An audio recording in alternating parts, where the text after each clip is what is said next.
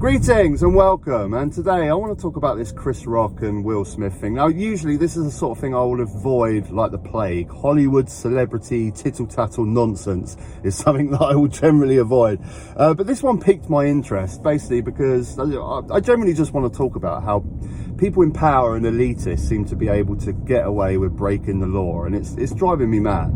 Now, those of you that don't know this story, I mean, it's been all over the internet. A million different memes have come out. I even done a little short myself. If you haven't seen it, I'll put a link in the description tomorrow where I replace Chris Rock with Boris Johnson. We must get Brexit done. We have to get Brexit done because it's also the best thing for the economy. Yes. We have to get Brexit done because it's the best thing for our politics.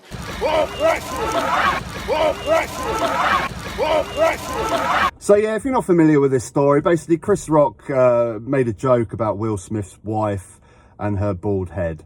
Wasn't the greatest joke, probably wasn't really that tasteful, because Will Smith's wife has alopecia, that hair loss disease, but I don't even know whether Chris Rock knew about that, but that's not the point. He made a joke. It wasn't a good joke. I mean, Chris Rock's not really even that great a comedian in my eyes. A lot of people love him, but he wouldn't even make my top 50 stand-up comedians.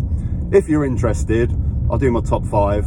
Louis C.K. the King at number 1, Bill Burr, Dave Attell, Ali Wong, and I think Ricky Gervais would just sneak in there, but Ricky Gervais's early stuff, his last few shows have basically just been all his wars on Twitter, which aren't really that interesting, but his early ones, animals and politics, were great. But yeah, Chris Rock, it wasn't a great joke, it wasn't very tasteful, but then Will Smith decided to get up on stage and assault him and slap him. Yeah, slap sounds innocent, doesn't it, when you say, oh, he just slapped him, but that was a hefty slap, as I'm sure you saw. And this is the problem that I have. Because he's Will Smith, he gets away with that. He doesn't get dragged out the building. Security don't pile the stage and drag him out because he's Will Smith. Imagine if one of the just average Joe audience members had got up on stage and slapped Chris Rock. Security would be dive bombing him and chucking him out, but because it's Will Smith, he gets away with it. And to rub salt in the wound, he even wins an award later on in the ceremony, as if to condone this violence. It just gets me so mad. I mean, Chris Rock, I guess he didn't really know what to do. He kind of just, you know, he's a comedian. I guess he has to laugh it off. But I just really wish, I would have loved to have seen Chris Rock straight away said, security, chuck him out. He's just assaulted me. Chuck the man out. It's not acceptable. But, you know, I guess he wanted to laugh it off and you don't know what to do, do you? You're surprised when something like that happens. But it just drives me mad. And this is just another pure example of how people in power and elitists can just get away with breaking the law. Imagine if that was your corporate work event or something. All the region offices got together for a corporate event and someone's on stage making a speech and someone in the audience gets up and assaults them. Do you think that would play out like it did at the Oscars? And then later on that guy wins Salesman of the Year and gets an award? No, it wouldn't. Normal people have to face the law and have repercussions for their actions. But Will Smith, no, of course, is an A-list celebrity, so he gets away with this stuff. And we just seem to be seeing this again and again and again. We had it with Harvey Weinstein and Epstein getting away with their stuff for so long because they got money and power. Recently, Prince Andrew, £12 million. Apparently, if you've got £12 million in the bank, you're allowed to have sex with underage trafficked women. If you've got £12 million, you're allowed to. Where's that £12 million come from, anyway? I mean, don't we pay the royal family to do their job? Where does that £12 million come from? How does someone like Prince Andrew, get £12 million?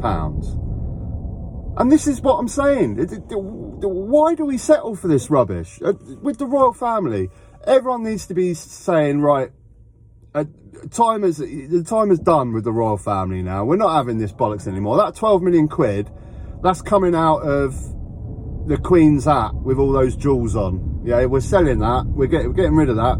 £12 million. We'll sell that. that can go to the woman's family. And Andrew, you got to go get a job now. Apparently we need a lot of fruit pickers at the moment in England. Get yourself a job, and actually get yourself a job and pay that £12 million off yourself, you prick. We can't stand for this anymore. Royal family done. We'll keep one of them. We'll have a queen, we'll have a king. You can stay at Buckingham Palace. We're going to open up the rest of Buckingham Palace for the public. They can come in, they can pay. All those American tourists, I'm sure, will love to pay loads of money to come and walk around Buckingham Palace. That goes straight into housing homeless people in the country. That other one, Windsor, all your other bollocks, we'll sell that all off. And we can't stand for this anymore. I'm just sick and tired of people being able to get away with breaking the law because they have enough money and enough power. Boris Johnson, investigation on his lies about the party. People have been fined now. So the party happened. People have been fined for it. We don't know exactly who got fined, but that just proves that the party happened. So it also proves that Boris Johnson lied in Parliament, which I believe is an offence. Is he going to get any comeuppance? No. Of course he's not. It's proved now. And even if you look at the video from that Peter fella that done that viral video that had a long list of all of Boris Johnson's lies in Parliament that are all proved, there's no comeuppance. There's no comeuppance, and I'm sick of it. I'm sick and tired of it. And like I say, this thing with Will Smith just brought it to the attention again in another slice of society, how people in power just constantly get away with breaking the law, and it drives me mad.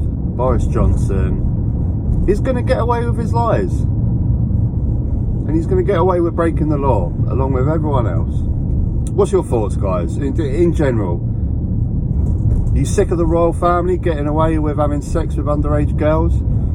Are you sick of Boris Johnson being able to lie in Parliament and it all be fine? Do you think Will Smith was justified to slap Chris Rock? Or was it that much of an offensive joke? Makes me mad, man. It makes me mad. I think it's like, even if the guy just got up on stage, like Will Smith could have got up on stage and said to Chris Rock, you know what, Chris, whispered in his ear, I want you to apologise. Even shown him up in front of everyone else, said, look, apologise, my wife's got alopecia, that was really uncalled for, apologise. That would have been fine. But he's got this big thing where he wants to portray his image to everyone of him defending his wife's honour. So I'm going to get up and smack in the face. No, Will Smith, you can't do that. It's against the law, and you should be receiving consequences. Anyway, I'm going to ramble on forever. It just got me really angry. Give me your thoughts, guys, as always. Take care. Till next time.